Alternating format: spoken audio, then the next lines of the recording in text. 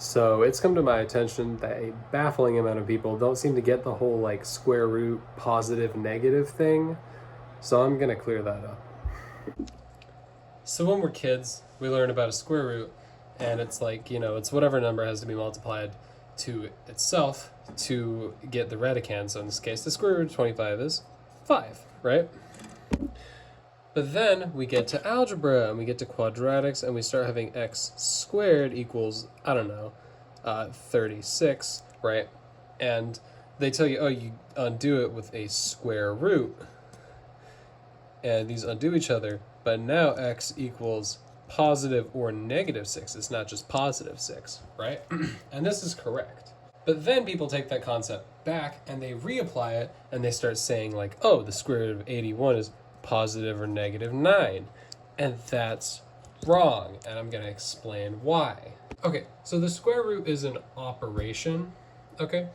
And when we're dealing with operations, we kind of have rules. And for square root, the rule is that whatever you get in here, the output is positive, okay? So the square root of 36 is always positive 6. The square root of 100 is always 10. As a principle, these have a positive output. So when you're taking an x squared and you're taking the square root of that to, like we're dealing with 225, right? You've technically taken the square root of 225 and you're getting x equals positive or negative 15, but that's because we're dealing with what x equals. We're not asking ourselves what the square root of 225 is. We're asking ourselves what possible things we can input into x, all right?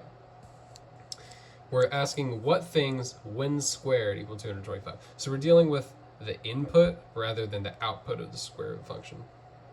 We're dealing with what we're squaring to get there instead of taking the square root. And that's basically it. So the general rule is if you're taking the square root of like a constant, it's always positive, right? But if you're finding x for x squared and you're getting there by taking a square root, then it's positive or negative. Okay, I hope that cleared it up, and I wish this would reach a larger audience so I would stop having to see wrong answers on like Instagram math post comment sections, but that's obviously not going to happen, but I did my best.